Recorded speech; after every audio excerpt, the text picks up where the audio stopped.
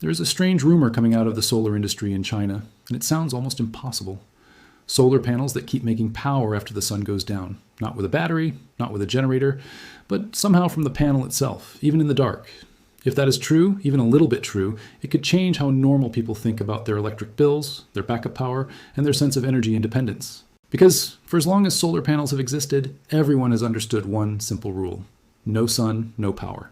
That rule has shaped how homes are built, how off-grid cabins are designed, and how much people spend on batteries just to get through the night. So if there really is a way to squeeze even a small amount of electricity out of a panel after dark, the economic question is huge. Does this actually save people money?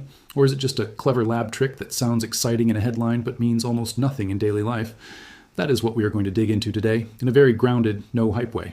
Before we go further, if you like this kind of honest, practical look at new technology and what it really means for your wallet, go ahead and hit subscribe, because we break down stuff like this regularly without the exaggerated claims you see everywhere else. Now let's get into what is actually going on here. The idea behind panels that generate something at night is not magic. It comes down to a concept called radiative cooling, or in some designs, a special kind of device called a thermoradiative cell. In simple terms, during the day, a solar panel absorbs heat and light from the sun and turns some of that into electricity. At night, the panel is warmer than the empty sky above it, so it naturally radiates heat outward, the same way a hot object always tries to cool down toward a colder surrounding. Some engineers realize that this outward flow of heat, moving from the warm panel into the cold night sky, can be captured by a special kind of device and turned into a very small trickle of electricity. Think of it less like a solar panel working backwards, and more like a tiny one-way valve for heat, where the panel is warm, the sky is cold, and that difference in temperature is what gets used. It is not the sun shining on the panel anymore. It is the heat leaving the panel and going up into a clear night sky that has almost no warmth of its own. Now here is the honest part. And this matters a lot for anyone thinking about their own home or budget. This nighttime effect is nowhere near as strong as regular daytime solar power. We are not talking about running your refrigerator or charging your car overnight from this. We are talking about a very small amount of power, something more in the range of what you would need to keep a tiny sensor alive, or trickle charge a very small battery, or run a dim indicator light. So right away, before we get excited about any of this, we need to set expectations correctly, because that is exactly where a lot of people get misled by flashy headlines. The real question is not, can this replace my solar setup at night? The real question is, can this small extra trickle of power added on top of a normal solar panel make the whole system slightly more valuable over time? And that is a much more interesting, much more grounded question, because in economics, small efficiency gains added up over years can sometimes matter more than one big flashy jump. Let's talk about the actual item we are looking at here, at least in general terms, since this is still an experimental style of technology, coming mostly out of research labs and pilot projects in China. The core piece is basically a modified solar panel built with an extra layer or coating designed to help it radiate heat efficiently into the night sky. These are not yet common consumer products. You can just walk into a store and buy off a shelf.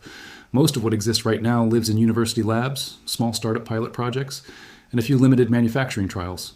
The cost of building or acquiring one of these specialized panels right now would be higher than a normal solar panel, simply because it is new, it is not mass-produced yet, and the materials involved are still being refined. So for now, think of this less like a normal purchase decision, and more like an early-stage technology that could eventually trickle down into cheaper, more available versions, the same way early solar panels themselves used to be extremely expensive before scale brought the price down. That history matters, because it gives us a real reference point for how new energy technology tends to behave over time. When solar panels first appeared as a commercial product, they were wildly expensive per unit of power, mostly used for space programs and very niche applications. It took decades of manufacturing improvements, government investment, and rising demand before the price came down enough for an average homeowner to consider putting panels on their roof. Something similar could happen here, though nobody can promise the timeline or the exact outcome. Now let's walk through how a setup like this would actually work in basic terms, the way you might picture it if you were inspecting one yourself. First, you would start with the panel itself, checking its physical condition, since these experimental panels often have a slightly different surface texture or coating compared to a standard panel you might already know. You would want to inspect the wiring and connection points carefully, the same way you would with any solar equipment, checking for loose connections, exposed wires, or signs of damage from shipping or handling. Safety always comes first with anything involving electrical current, even small amounts. So a sensible person would check that everything is properly insulated before touching any live connections. Next, you would look at how the panel is meant to face the sky at night, since these systems often need a clear, unobstructed view of open sky to radiate heat effectively. A panel tucked under a covered patio or surrounded by nearby buildings would not perform as well because it needs that direct exposure to the cold night sky above it to create the temperature difference the whole process depends on. Then comes the basic electrical setup, which in early pilot versions usually connects the panel to a very sensitive meter or a small charge controller, something capable of registering tiny amounts of current, since we are dealing with such a small trickle of power compared to daytime solar output. You would connect this the same careful way you would with any small-scale electronics project, matching positive and negative terminals correctly, using proper gauge wiring, and avoiding any shortcuts that could create a fire risk, even a small one. Tools involved in a setup like this would typically include basic electrical testing equipment, a reliable multimeter, some patience, and a healthy dose of realistic expectations about what a first test might actually show.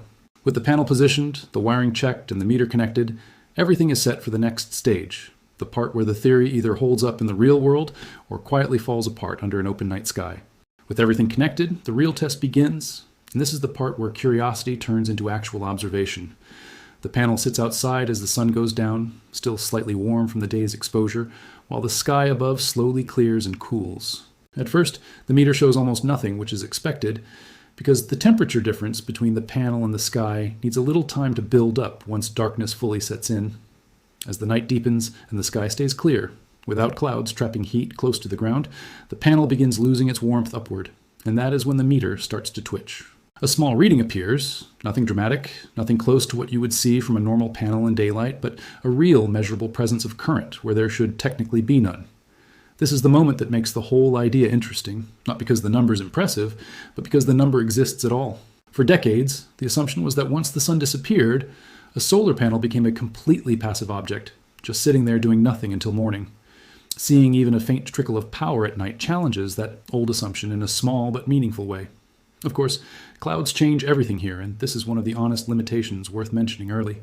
If the sky is cloudy, the panel cannot radiate its heat outward as efficiently, because the clouds themselves trap warmth closer to the ground, which shrinks the temperature difference the whole system depends on. So a cloudy night, or a humid night, tends to produce a much smaller effect than a clear, dry night with an open view of the sky. This is important because it means the technology is not equally useful everywhere. A dry desert climate with clear night skies would likely show a noticeably better result than a humid coastal area with frequent cloud cover. That single detail already tells us something economically important, because it means the value of this technology is not universal. It depends heavily on where you live and your local climate patterns. Now let's talk about connecting a small load to this trickle of power, the way you might test whether it can actually do something useful, even something tiny. In early experimental setups like this, people typically try powering something extremely low draw, like a small sensor, a tiny indicator light, or a very small trickle charger, meant to slowly top up a small battery over many hours.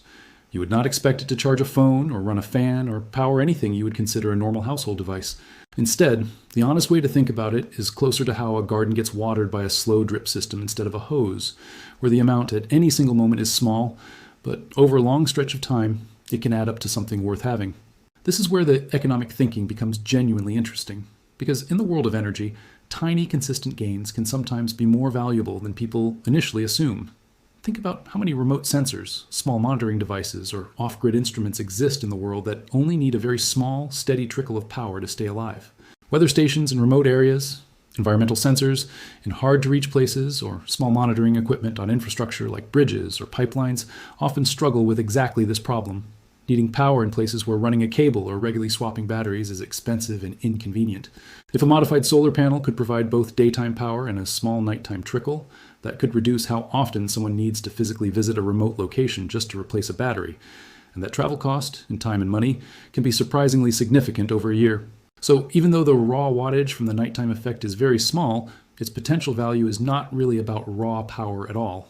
It is about reducing dependency on constant human maintenance in places where visiting is costly. That is a very different way of thinking about value compared to a typical rooftop solar panel that is judged mainly by how much energy it produces for a household. Now, let's be fair and also talk about what this technology does not solve. Because a good look at any new innovation needs honesty about its limits, not just its promise. This will not replace batteries for homes anytime soon, and it will not meaningfully lower a typical household electric bill in any noticeable way for the average person watching this video. The amount of power involved right now is simply too small compared to household energy needs, and the cost of these specialized panels is still higher than standard panels. which means for most people today, this is not something to rush out and buy.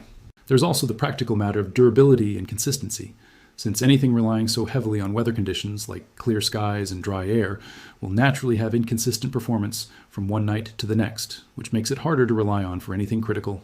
If you compare this to something like buying a simple battery backup system for your home, the battery, even though it costs money up front, gives you a predictable, reliable amount of stored power whenever you need it, regardless of whether the sky is cloudy or clear. This experimental nighttime panel technology cannot currently make that same promise, and that is an important difference when thinking about real-world reliability versus interesting laboratory potential. Still, from a broader perspective, what makes this worth paying attention to is not what it can do today, but what it represents for the direction solar technology is heading. Every major energy technology we now consider normal and affordable once started as something small, expensive, and limited to niche laboratory use.